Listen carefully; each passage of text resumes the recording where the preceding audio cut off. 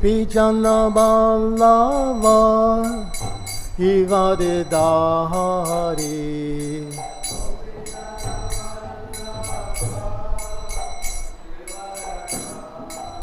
Yasodanandana Brajajana Ranjana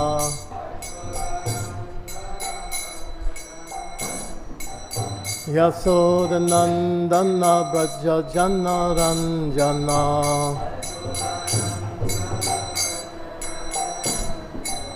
Yamuna Tiradvanachari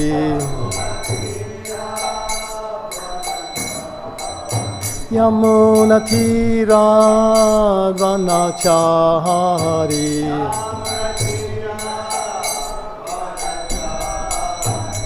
Jayo Radha Madhava Kunja Bihari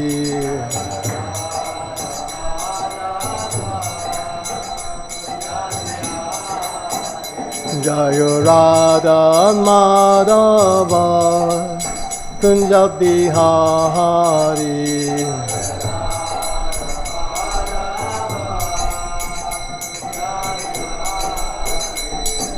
Gopijana Ballava Givade Dahari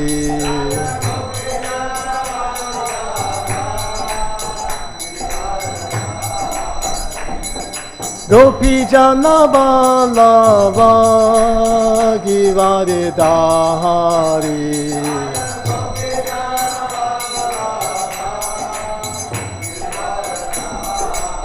Yasodanandana Brajajana Ranjana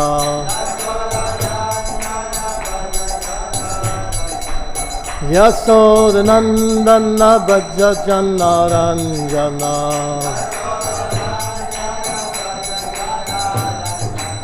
Yamuna Tira Vanachari Yamuna Tira Vanachari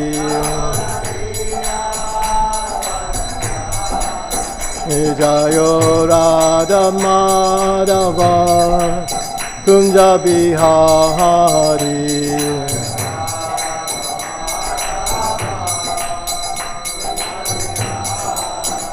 Jayo Radha Madhava Kunja Bihari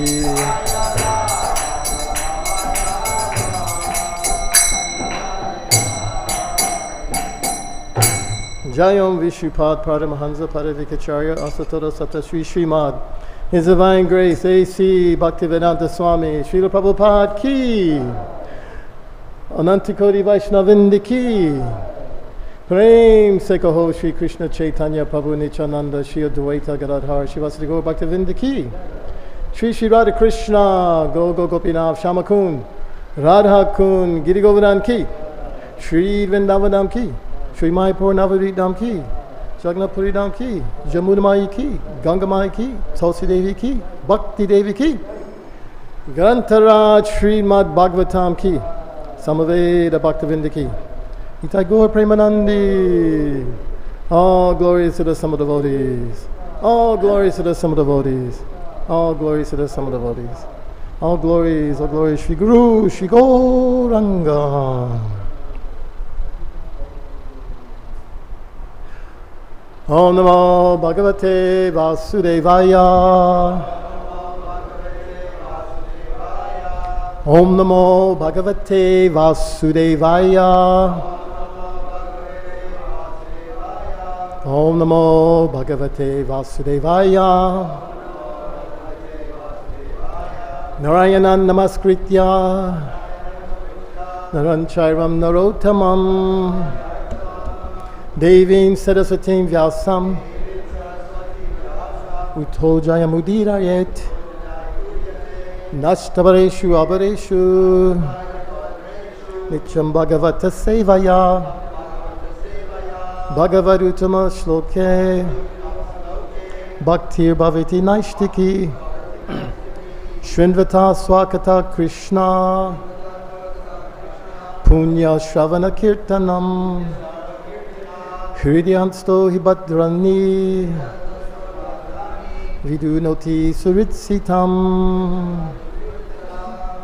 So we're reading from the third canto, chapter 20, Conversations between Maitreya and Vidura, and we have verses 39 to 41. You know, you could have finished this chapter off. It's just about ghosts, you know. What are you gonna say? You know, can't say too much. I'll try to mix some devotional thing in there somehow or another, and I think I'll talk a little bit about also. One thing in the beginning of this chapter kind of struck me was Lord Brahma, when he began to do his service. Everything went wrong, right? So we'll talk about that, because at least, you know, we have that experience, right? You think coming to spiritual life, it's all supposed to be all roses and candy and everything is sweet and nice all the time, right? That's what we think. Vaikuntha. So, but it seems to be, you know, why are these trials and tribulations? So we'll mix that in there too. But we have to talk about ghosts first. So I looked in to see if Prabhupada ever gave any lectures on this. He skipped right over this to chapter 25. That's the next time he spoke on third canto. He did 21, 28. Just went right over those. So, anyways, I'll read 39 and 40, and then we'll chant text 41.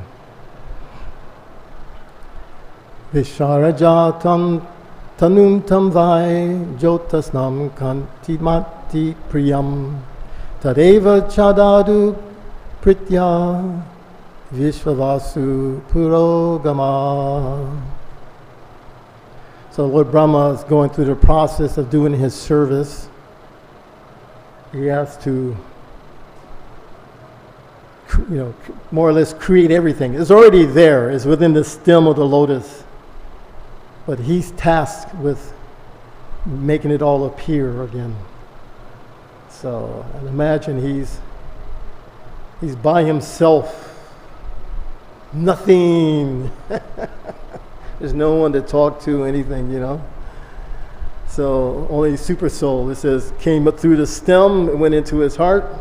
And he, oh, okay. You know, he started saying so many prayers, so many things he did. And we see how therefore he's the original guru in this material world for us. How he did his service without no shiksha, no nothing, just by himself. He had to do it. It wasn't very clear what to do even. But these things start coming out. So anyway, we'll talk about that point later. So anyway, it says, after that, Brahma gave up the shining and beloved form of moonlight. Everybody likes moonlight. Viśvāvasu and other Gandharvas gladly took possession of it. Text 40. Sṛṣṭvā bhūta-piśācāṁś bhagavān ātma-tandriṇā dig-vāsaso mukta-keśān vīkṣya cāmīlayad dṛśau. The glorious Brahma next evolved from his sloth the ghosts and fiends. But he closed his eyes when he saw them standing naked with their hair scattered. Purport. Ghosts and mischievous hobgoblins are also the creation of Brahma. They are not false. All of them are meant for putting the conditioned soul in various miseries. They are understood to be the creation of Brahma under the direction of the Supreme Lord. So text 41.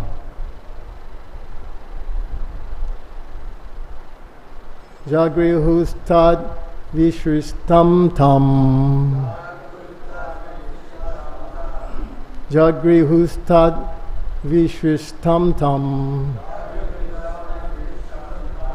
Jimbanakyam tanum prabho nidram indriyai vikledo yaya bhuteshu drishyate yeno chistan dashayanti tam udmadam pachakshate jagruhustad vishristam tam jimbanakyam tanum prabho nidram indriyai vikledo yabhuteshu drishyate yeno chistan darshayanti tam umadam pachakshate jagreshu tad vishristam tam jimbanakyam tanum prabho nidram indriyai vikledo yabhuteshu drishyate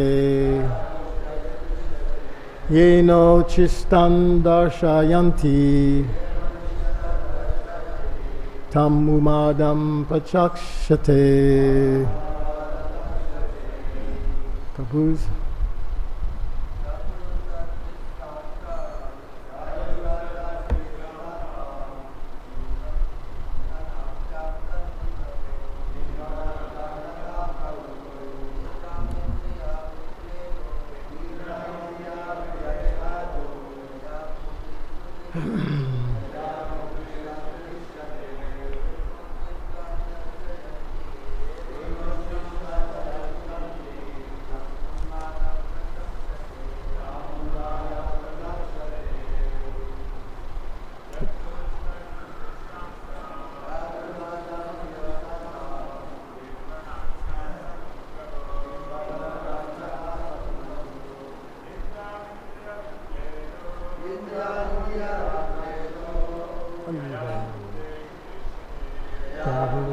Drishyate yesho chistan dashyanti tanumadam. Some Vaishnavis. At least one. Come on.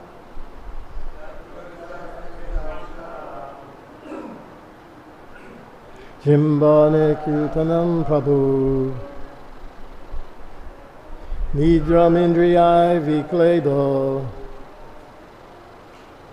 yabhuteshu drishyate yeno chistanti darshante tanumadam pachakshate. Jagrihu took possession tad vishyatam, thrown off by him, tam, that, jimbanan akayam, known as yawning, tanum, the body, prabho, of Lord Brahmā, nidram, sleep, indriya viklada, drooling, yaya, by which, bhuteshu, among the living beings, drishyate, is observed, yena, by which, uchistan, smeared with stool and urine, darashayanti, bewildered, tam, that, madam, madness, prachakshate, is spoken of. Translation. The ghosts and hobgoblins took possession of the body, thrown off in the form of yawning by Brahmā. I remember way back when some devotees would yawn, they click in front of their mouth. In India, something like that. Back in the 70s, everyone went, because they say the ghost can come in, so you have to click to keep them from. You don't see people do that anymore, huh? You do think? Yeah, you're old school, so. So, the ghosts and the hobgoblins took possession. They took possession of the body, so you have to yawn to make them, get them away. So, the creator of the living, the Brahmā, the creator of living entities. This is also known as the sleep, which causes drooling. Like if you're at night and you're drooling, it's a ghost affected. The hobgoblins and ghosts attack men who are impure, and their attack is spoken of as insanity. So when you see crazy people, a ghost is influencing them. So, purport. The disease of insanity or being haunted by ghosts takes place in an unclean state of existence.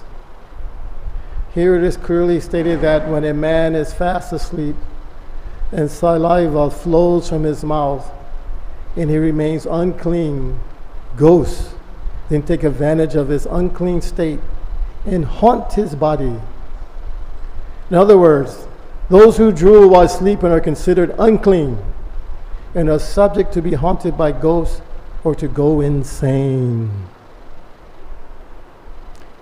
Om Jnana-timirandhasya Gnananjana Shalakaya Chakshumanitam Yena Tasmai Shri Gurave Namaha. Srila Prabhupada Ki Jai. Anyways, we could have finished this chapter today, but he's going to torture the next speaker. Make us keep talking about ghosts for the next few days. Actually said you shouldn't even, if you talk about them, they come. They like that, they're, they still have their false ego. So, anyway, I have some notes here. Back in the 10th chapter of this third canto, there's a verse. Deva sargas chatas vidu vibuddha pitaro saro Gandharvar parasha siddha yaksha rakshami charana bhūta-piśācāṁś. That's what we're going to talk about. Vidyadhara kinaradaya dashate vidyakta sargate viśvāvasu-puraḥ-gamāḥ. And it says that the creation of the demigods is 8 in varieties. So it mentions demigods, forefathers, asuras or demons, Gandharvas, apsaras, angels, yakshas and rakshasas. And the bhūta-piśācāṁś is the ghosts. These varieties of ghosts are considered amongst the demigod creation. So Prabhupada says in the purport that explained in the second canto of the Bhagavatam, the Siddhas are inhabitants of Siddhaloka, where the residents, they can travel in space without vehicles, and upper planetary systems are inhabited by beings far superior to us in art, culture, science, because they have such superior brain power to us. And these spirits in jinn, he calls them, mentioned in this connection, are also counted among the demigods because they're able to perform uncommon functions not possible for men. So priyā is described, he's actually called disemboweled soul. That's when a person dies, maybe in a horrific way, or he has unfulfilled material desires. They want to so attached to their home, like they say where these, especially rich people live, big palaces. If you go into Europe, they have big palaces. China especially too, you'd be surprised. Those places are 1,000-year-old. where not the king's place, the ruler. Oh my God, that place is. I've never seen anything so large and encompass so many lands. You can get lost in there. And then the people who support them, they have their places too. To this day, they've taken them and they remodeled them into parks, and they restored, kept those homes maintained. You get lost in them. I don't see anything like that in the West. Nobody lives like that. You get one apartment and you think, yeah, I got something, you know. It's just an apartment. Maybe it's 3 bedrooms. Oh yeah, 3-bedroom apartment. I got high life. These people had, you know, unlimited servants, the most beautiful women walking. It was just when you go there and see those places. So when they die, you can imagine, I don't want to leave. All right, stay a ghost. So all those places are kind of haunted. In my preaching there, generally we don't talk about China, but I'll say something. Hopefully we don't come go after the devotees. We went off, some devotees took me off into a very remote area in the countryside where the people have lived in that area for at least, they say, 400 or 500 years. Hilly, and they grow tea. They have a way of growing tea on the side of the mountain. I don't know how they do that. Generally you want flat land when you grow something, but they know how to grow it on these hills, and they're famous for that. And there's a Buddhist temple there, very old. So we stayed there one night and another one. We stayed in different Buddhist temples. And the first night we get there and we sleep. The next morning, all the Chinese devotees are, oh my God, so many ghosts. They're all in fear, you know, because the place is so old. And I think they used to, maybe they would bury some of those monks. They didn't cremate all of them. They're very old cemetery, you know. So haunted. You find in India and Asia, still, I guess ghosts are part of the culture somewhat, right? Maybe that now. Now we have, you know, modern cities. Everybody's become westernized. So, you know, people kind of tend to go away from these things. In the West, you don't see this so much. Of course, like in America, it's not a very old society anyway. It's only 250 years. That's nothing. What is that? There's nothing there, you know. And what do they celebrate there mostly? They have one holiday. You know what it is? Halloween. Everybody dress up like ghosts, right? They wear the mask, and you go door to door, and they give you candy. You get candy. So all the children, yeah. Huh? Trick or treat. Yeah, there you go. Trick or treat. Yeah. Back when Jayapataka was just very healthy, he would come to Atlanta around that time, and he would. This is like 1990s, 2000s. He didn't just come to the temple, you know, and just kind of give class. He would get a list. Okay, who's not coming to the temple? And he'd go to their house. I don't care who you are, big devotee, small devotee, didn't matter. Poor devotee. And it would always be right around this Halloween time, you know. So in the evening, this is when the people go out in the evening because it's dark, right? That's the time. Put on your costume, trick or treat, trick or treat. And so he would go. He'd take all the devotees too. There'd be 2-3 vehicles, 20-30 devotees. From 6 in the evening to like 1 o'clock in the morning, he's going to devotees' houses, you know. Haribol, no trick or treat. Of course, they give them some warning. Jayapataka Maharaj is coming to your house, you know. What? Yeah, he's coming to your house. So, and we go and sit down, a little feet wash, some fruit prasad, chant, talk a little bit.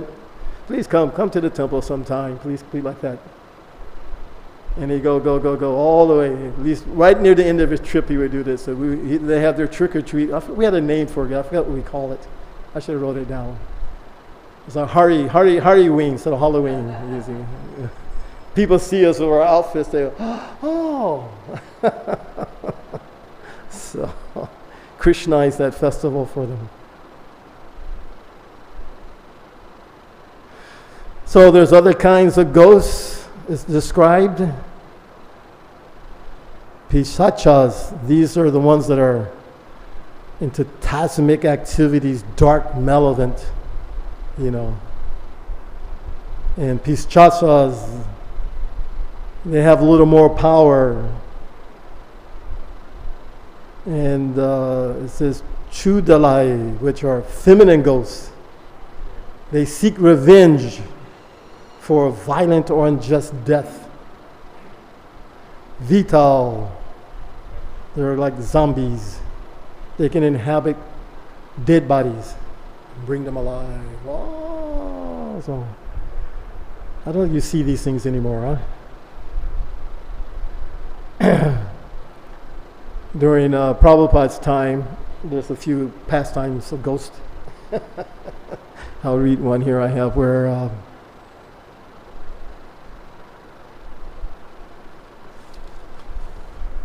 Ganesh Das, I don't know which Ganesh this is, but he mentions how they brought us a psychology student to see Prabhupada. Right? And that person sat in front of, they introduced him, he sat in front of Prabhupada. Prabhupada had his bead bag in his hand, he's looking at the man. And they said it felt strange. So Amoga is there, sitting on Prabhupada's right side. And so, Prabhupada, of course, by this time, this has got to be later on in the movement. In the beginning, Prabhupada is very, very open to the devotees. If you listen to those early lectures, that Prabhupada recorded himself. When he arrived in America, of course, he went to Butler, Pennsylvania, and then he got a little taste, understanding of how to preach to these Westerners. He's coming from India, very old culture. And here you're in the middle of America, which is just the opposite. Right? Men and women mixing, everybody's friendly. What do you say to them? How do you approach them? In India, people see a sadhu, they're like, Maharaj, and they listen respectful. Here, hey, Swamiji, So eventually, even though Prabhupada had no money, he bought a tape recorder and began recording his classes himself. So you should hear some of those early classes. He's speaking to the people and they just interrupt him while he's talking. No, Swamiji, no, I don't think that's right. Or they're reading books. Prabhupada has to tell them, you put that down and just listen to me. Put it down, just listen to me. So in the beginning, so much tolerance, but as the movement progressed, he took more of an acharya role. Even with reporters, pretty much a reporter can ask anything. What's that paint on your head? How much money do you have? Where do you get your money from? On and on and on. So actually by like 1976, and he's in New York, Rameshwar was there and arranged for, of course they would arrange for reporters to speak with Prabhupada, and Prabhupada mentioned to him right away, I don't want any more of these stupid questions, Don't bring these people to me. Too late. Next reporter comes in, why do you have that paint on your forehead? Prabhupada doesn't say anything, he just sits there. Rameshwar has to answer, how much money do you, Prabhupada doesn't say a word the whole time. They pick the report up and he leaves. Can you imagine him, you arranged all this, how you must feel, The next reporter came, he began to ask philosophical questions, so Prabhupada spoke. So here you see Amoga sitting next to Prabhupada, and Amoga says he says, Srila Prabhupada would like to know. Prabhupada doesn't speak Amoga. He would like to know if you have any questions. And the man doesn't respond. He's just looking down with a deadpan face. And there was silence, A lot of silence. You don't have silence. Room is silence. Everybody is a little nervous, right? So Prabhupada's chanting on his beads, and you could hear him chanting softly. And then Prabhupada began to quote from the Bhagavad Gita, Bhumir apo nalovayu kamano buddha evacha. And he just starts describing the different elements and explaining mind, intelligence, and ego, how subtle energy. And then Prabhupada started to talk about ghosts. And he's chuckling. And so Shruta Kirti's in the room, of course. He's been with Prabhupada for a while. And he says to Prabhupada, why are you talking about ghosts? And this devotee says he's surprised Shruta Kirti speaking so familiar with Prabhupada in this way. But, he's been with Prabhupada for a while. He knows how to associate with Prabhupada. So Prabhupada started describing how ghosts are subtle and they don't have gross bodies. And because they're sinful, they had to take birth with no body. And they're full of material desires. So they're just suffering, Imagine you have your desires now, but you have no body. Even with our body, we suffer. What to speak if you have no body? How much suffering there must be. And you're envious. So you see people with bodies, and immediately you're like, oh, I'll take his body. But you can't. It's not in your power. You can't take it. So some of them, like I said, people are a little weak-minded, or because impure, like people who are intoxicated, your mind is not very focused. And then the ghost can manipulate you. They can manipulate you, people like that. So, but if you're very strong-minded, then you have no problem. So, anyway, so eventually, and Prabhupada went on to describe how ghosts can move things even. Some of them are so powerful, they can make things move. So eventually, the guy didn't say anything. They took him out the room. And of course, Prabhupada said, he's ghostly haunted. See, that's why he can't talk. He can't. He's just...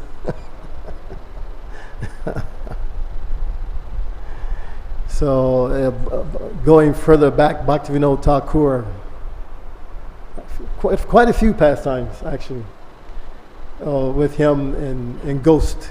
I won't tell all of them, but we'll speak of one that's most publicly known, that while he was I think he was the chief magistrate, if not the deputy magistrate at the time, in one area, when he was transferred to this place, says he noticed that many people were worshiping a ghost that lived in a banyan tree. And the dishonest people, they would worship this ghost because this ghost, he had the power to change the mind of the local judge. So if they want the local judge to rule in their favor, they go worship that ghost. And then he would make the judge rule in their favor. So Bhaktivinoda, knowing this, he employed a scholar. He's the father of Pandita Ramabai. This is strangely enough, she was a female scholar, very famous. But her father, he employed him to sit under that tree and read the entire Srimad Bhagavatam. So it took about a month. And when he finished the Bhagavatam, that banyan tree, boom, split in half. Ghost was gone. So it mentions that also that, to deliver a ghost, they can be freed from that condition by Vaishnava practices. Like if you chant the holy names of Krishna, offering remnants of jaga, or receive the blessings of saintly devotees. It mentions even the Shraddha ceremony too. That's like people who die and they never get Shraddha. Sometimes they just stay ghosts.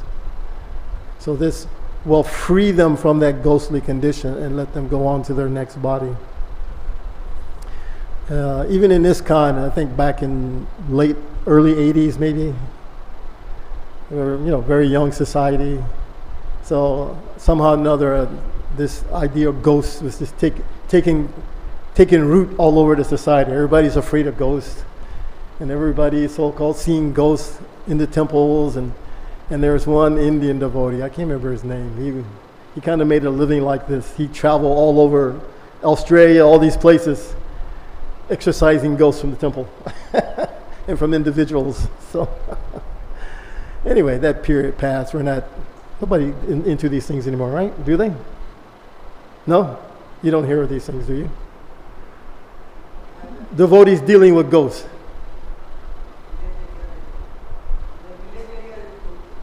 You do? Okay. I don't know. I forgot all about it until we had to read this verse. I go, what? Oh man, freaking talk about ghosts. Anyways, if you're a devotee, then it's, Of course, even in Chaitanya Leela, right? This story also of Chota Haridas. You all know that story? Say Haribol. Haribol. Okay. So Chota Haridas, these are Nitya Siddhas.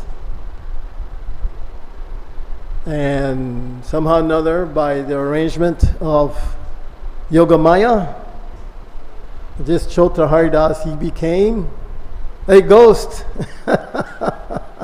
How's that possible? He's such a great devotee. Right? Of course, he wasn't an ordinary ghost. He was this, what they call it, this kind of Brahman ghost. He was singing for Lord Chaitanya. What had occurred was Bhagavān Acharya, everyone used to invite Mahaprabhu for Mahaprasad, especially when he's in Puri. And just so happened, Chota Haridas is around, and he requested, you go to Madhavi, Mahiti, and bring some this very nice rice, because I'm cooking for Mahaprabhu. So what would you say? Yes. And who is this Madhavi Mahiti? She is one of the 3.5 most confidential servants of Lord Chaitanya. Imagine that. There's Ramananda Roy, Swarup Damodar, Sikhi Mahiti, and his sister Madhavi. They are so confidential with Lord Chaitanya and have their Leela. Those pastimes were never revealed. Nobody revealed them. Too intimate. And she's an older Vaishnava too. Matter of fact, Mahaprabhu said that formerly she was the associate of Srimati Radharani. So this is how elevated she was. So he bakes that rice from her, and Bhagavan Acharya makes a nice feast, and he brings some things from the Puri temple also, and it mentions ginger and all these things that you have after. And Mahaprabhu is eating the rice. Oh, it's so wonderful. Who made this rice? Oh, it's made by Bhagavan Acharya. Where did he get it from? Oh, Chota Haridas, he got it from Madhavi. Okay, I never want to see him again. This is Leela of showing to make the importance of what sannyas should be like, very strict. Don't associate with women, not even their Mahabhagavat. No, not even that. So devotees were shocked. Chota Haridas heard this, and he was also stunned. He began to fast from water and food for 3 days. And the devotees went to speak to Mahaprabhu and mention to him, well, he's made some small offense, but he's sorry. He's been fasting. I don't want to hear it. Don't mention this to me anymore. I'm going to leave this place. So long story short, after a year, Chota Haridas thought, well, I no longer have Mahaprabhu's mercy. What is the point in my life? So he goes to the Triveni, where the Jamuna and Ganga are. And he enters into that river, never to be seen again.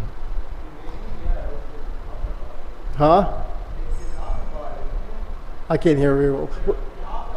Yeah, that's the place for sure. Thank you. Ahmedabad is where the location.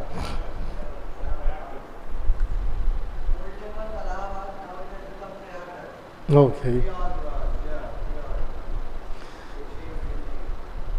Anyway, so after that happened, Mahaprabhu says, okay, bring him to me. So Mahaprabhu he has left his body. Oh. So, but what did he do? Because he used to sing for Lord Chaitanya. So still he continued that singing, but as a ghost. And later on, the devotees, they could hear sometimes this singing. They go, oh, that's Chota Haridas. You know, and they made some comments later there how actually, anyway, there's a whole nother purport to all that pastime. But my point was just that Leela was there also. So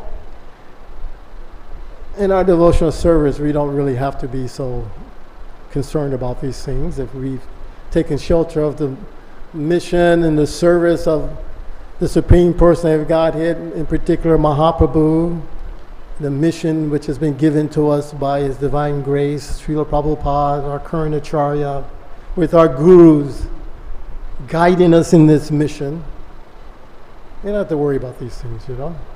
Right? Krishna says, I protect you, don't worry. Just do my service. Don't have any fear.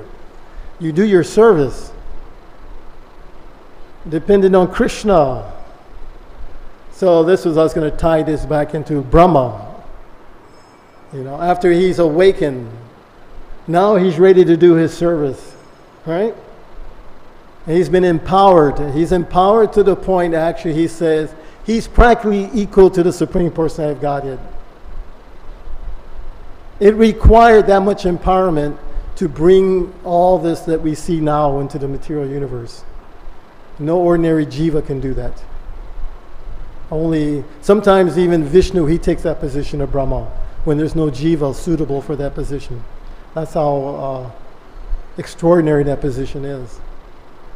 And as we saw in the beginning of this chapter, he begins to do his creation. What happens? All the bad stuff comes out. Isn't it?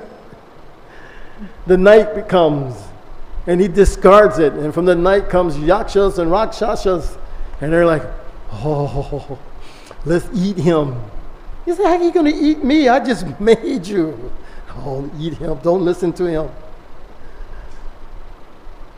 Yeah. Such a negative thing. Why didn't the demigods come first? And then these other things. So this is the nature of the material world. There's always something bad. Always. You can't avoid it. Isn't it? The living entity is put into the womb. And what happens? He's packed up like this. Oh, it's described. And the worms are inside biting him, and depending on what the mother's eating, he's getting, burnt, especially if you're eating a lot of chilies and all these things. So generally mothers, they try to eat certain things, right? Although the baby's kicking sometimes, isn't he? It's so painful. There's in the Bhagavatam, there's prayers of the living entity in the womb. You read those prayers. There's a moment where he has consciousness and he realizes his situation. Oh my, what did I do? If I get out, I'm going to worship you. And then he has to be squeezed out of it, so horrible. As soon as he come out, forget everything. Wow, back into Maya's lap, So when we're Krishna conscious, we're not disturbed by these things. The reason we're disturbed by them is because we're not Krishna conscious, or we don't have love for Krishna. We're loving ourselves. Say, I want to be happy.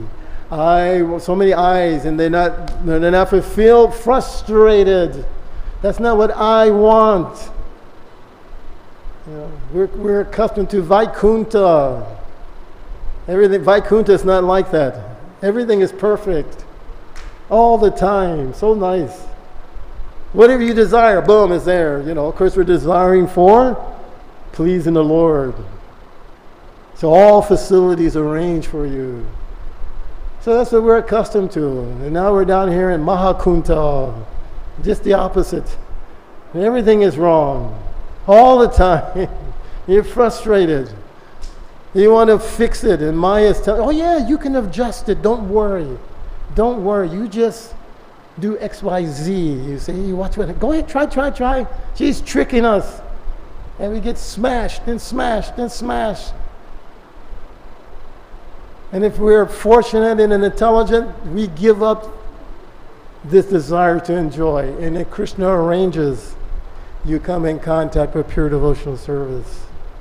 And we can begin returning to our original consciousness of loving Krishna. So when we come in the beginning, we think too, I know all of us, and I did too, move in the temple and go, yes, I'm in the temple now. This problem, that problem, this What do you mean? Why is there problems? This is supposed to be the spiritual world. The spiritual world is not a place. It is in you. It's your consciousness. It takes time to switch that consciousness. So therefore there's rules and regulations. Do this. Mangalar, take 10, 16 rounds. Do it like surrender. You know. Imagine every time we pay our obeisances, especially to the deities. I used to think about this often. Why are we saying prayers to the spiritual master? We should be saying prayers to the deities. To get us to understand the proper mood. I am dasa dasa no dasa. I'm not approaching Krishna directly. I'm the servant of Krishna. What qualification do I have to make Krishna happy? I just want to make me happy. Therefore I'm serving Krishna because I hear it'll make me happy. Therefore I do it. You see? I'm not nadanam najanam nasundarim. I'm not like that yet. So therefore, no, do like this. Gradually as you get purified, then you begin to appreciate, oh, yes, you see. Nama Om Vishnu Padaya. He can satisfy Krishna. Let me serve him. When you go on the altar to worship the deities, Pushpanjali to the Guru. The mood is, I am doing this on behalf of the spiritual master. I am not approaching Krishna directly. But for my Guru Maharaj, because he's not here, I'll do this on his behalf. As his servant. Then all the devotional sentiments, they come back. Then the Raganuga Bhakti, all these things come. So we see so many examples of this. You know, even Bhagavad Gita, was it given to us in a peaceful place? It's a horrific scene. It's a battlefield. Not just a battlefield, you have to kill your relatives. What? No, give me some other surface. I don't want to kill my relatives. Of course, in Kali Yuga, you know, people like to kill their relatives, I guess. Everybody's so envious, right? So, but back then, just the thought of it. Mahaprabhu, he begins Sankirtan movement. He's in a house. And they're still complaining. Yeah. This Nimai Pandit, they're making disturbance. They're disturbing Vishnu with that loud chanting. What is this? You make them stop. Put the kazi on them, right? See Srila Prabhupada coming to the West. Why didn't Krishna just give him millions of dollars and let him fly first class into New York City, build a big beautiful temple like we have here in Mayapur, make that in New York, right? It's not as glorious, is it? Then what would people think? Oh, you have to have millions of dollars before you begin preaching. So get millions of dollars first and then you preach. No, he just came with his bhakti, his desire to satisfy his Guru Maharaj, not even to preach. My Guru Maharaj wants me to do this. And of course he had compassion for the souls, but over and all, he would always emphasize that. He sees his disciples, he's like, my Guru Maharaj is so kind, he sent you all to help me finish fulfilling his desire. He saw everything like that. He's pushing him to print these books. You kindly help me satisfy my Guru Maharaj. Print as many books, distribute them all over the world, and the Krishna conscious movement will spread automatically. And then what did he tell them? I want 17 volumes in 2 months. Imagine that. I heard someone say the other day, who here can read, those books are like 300 pages each at least, right? Who can read 17 volumes in 2 months? Anybody in this room? You can't, and they published that many in 2 months.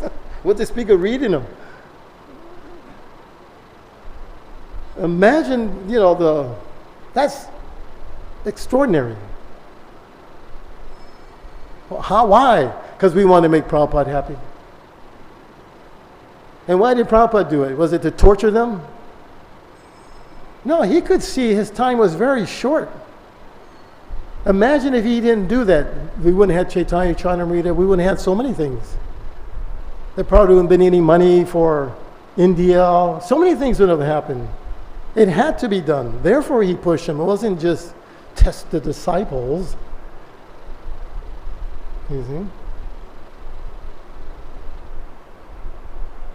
So when we execute our service, don't get bewildered by these negative things. Those appear to be negative things that appear. That's the chance to show your devotion. Am I going to quit? Oh, this is too difficult. Let me do some other service. You see, this is not my nature, so I must not be properly situated. I need to find another service. No, your service is to make the guru happy. That's your service, and not what you do. He'll decide. Like with Rameshwar, he knew Rameshwar was dedicated to him. He didn't give that instruction to Sikhi Mahiti Das. I'd have blooped. What? I said, I'm out of here. This guru is too much, making me do things I can't do. Rameshwar immediately thought, if Prabhupada says it can be done, that means it can be done. I'm just such a fool, I don't see how to do it. But he says it can be done, therefore it can be done. And they did it. It was extraordinary. I still remember that. We were like, I'm glad we're not BBT. We have some other service. And they did it. So these obstacles and what comes, the results are up to Krishna.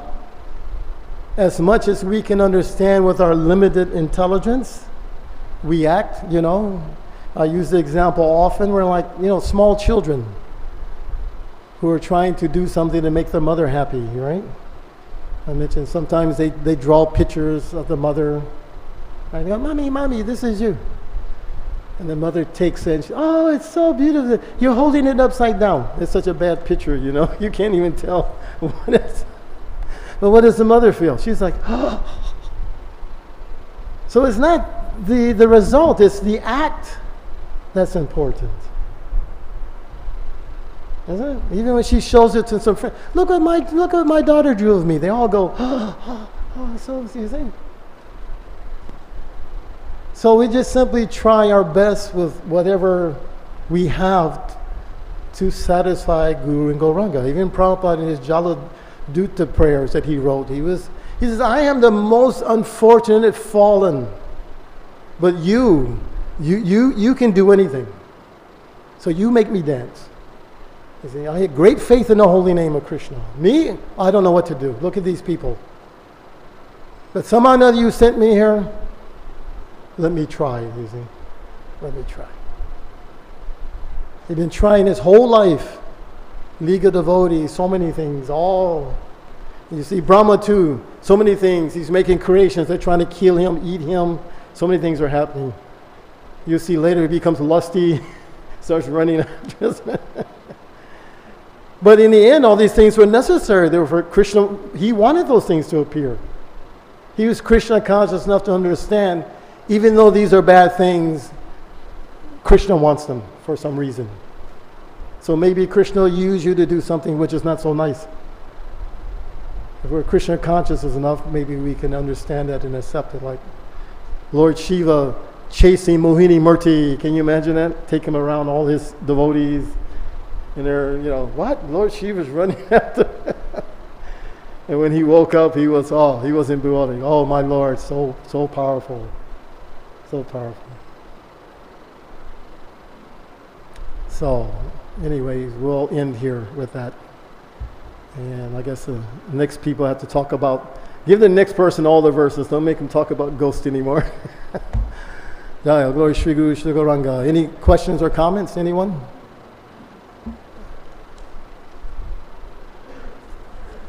Jamasmi Babu Ki Jai. This one, you're talking about doing stuff too.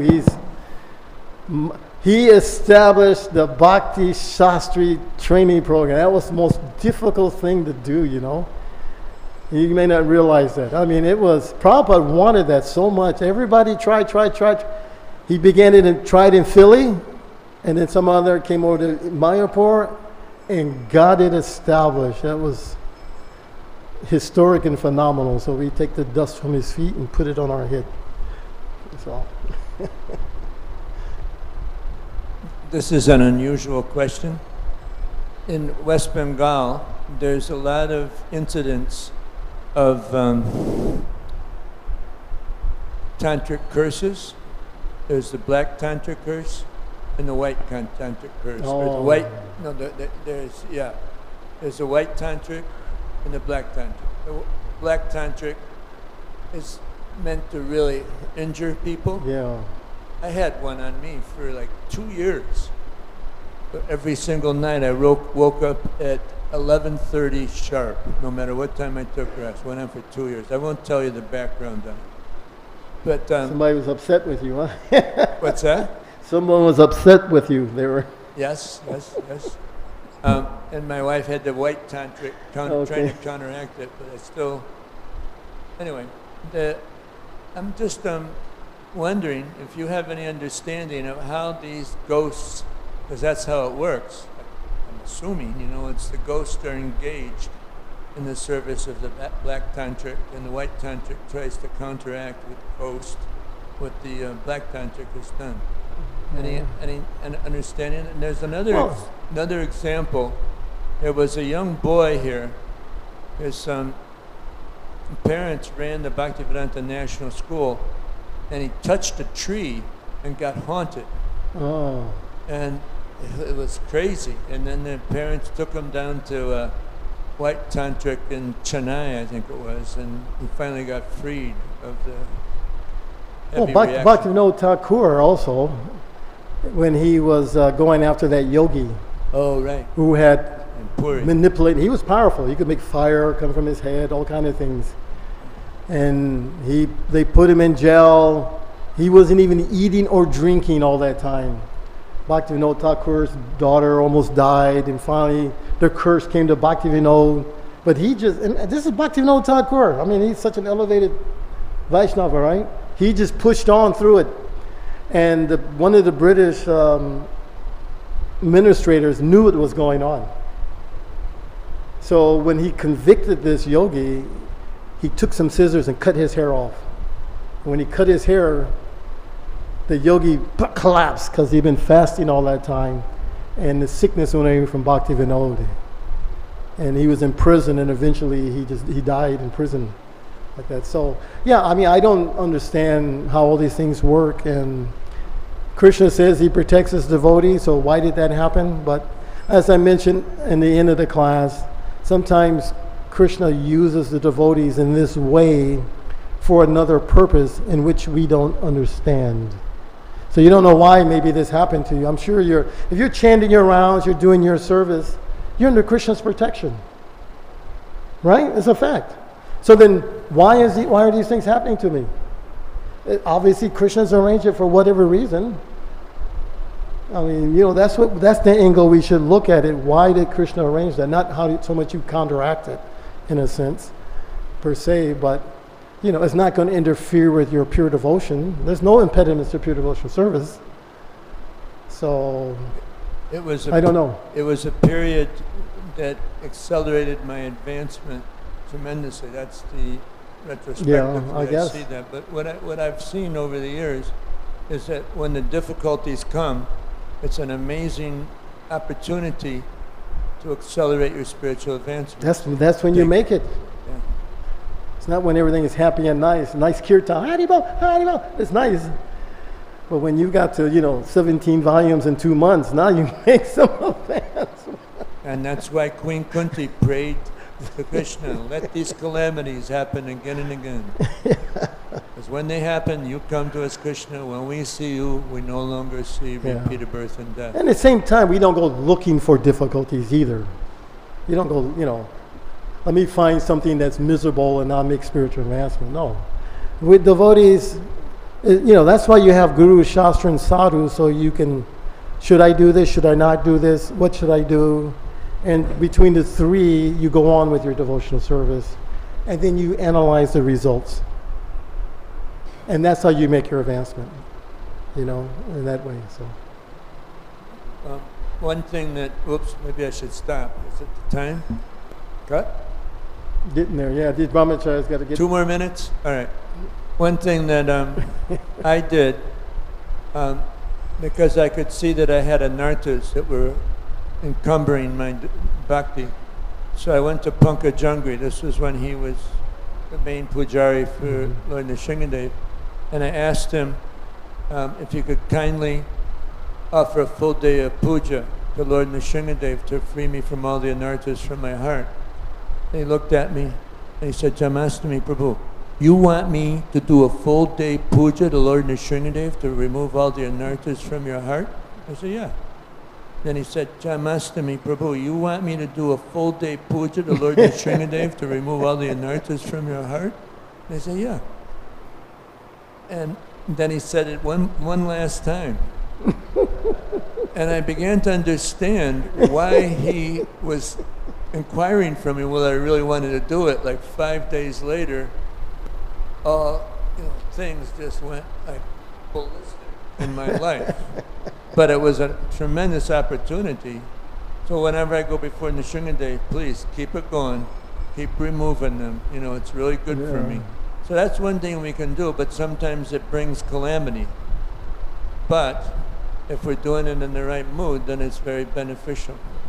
That's my we do like Prabhupada. When he had his difficulty, he have kirtan. I don't know why. We take shelter of pujas, all these other things. Prabhupada goes, chant Hare Krishna, start 24-hour kirtan.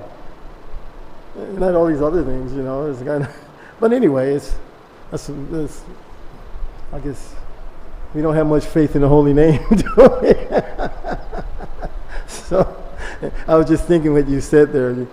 Pankaj, I want you to do all day puja. Imagine, for me. No, you should do all day puja for him. That's what you should be begging him. Can I do all day puja for you? No, do something. But Prabhupada at the end, he approved that the devotees pray to Lord Nrsingadev after Nrsinga Puja. Please, if you so desire, Lord Nrsingadev, please free Srila Prabhupada from these. Let him become healthy again. Yeah. So anyway. Nartha removing, that's up to Krishna anyway. And it's like, when it's going to happen, it happens. You can't make it go any faster. You can't. That's what after all these years, you cannot make it go any faster than it's supposed. Of course, you avoid the offenses. That helps. But accept what we have and engage in the service. And whatever misery comes, like for myself, I just think I deserve it. Think of all the suffering you caused other living entities in your life, in your previous life especially, before you were devotees, right? How many animals, especially people from the West, did we eat? Not even thinking one thing about what is that condition that an animal had to suffer so I can enjoy eating him? And then all that's just supposed to be just wiped away and, okay, give me pure love of Godhead now. No. You don't feel I need to make amends for that? You see? We don't even consider it. So whatever suffering comes, we can accept that it's deserved. I should get more, but the Lord's so kind, He only gives me this small amount. But then we got to keep doing service with body-minded words. Just keep going, that's all. Offering obeisances from the core of our heart. Even this is what I think too. If Krishna gave us Krishna Prem, you know what would have happened? Everybody stopped preaching because we're just in Krishna Prem. So He doesn't give it to you because you got to do some service. Prabhupada didn't stop. And I would, as soon as I got Krishna Prem, that's it. No more service. So no Krishna Prem for Sikhi Mahiti, huh? You got to keep serving. I think we better stop here. It's gone a little late.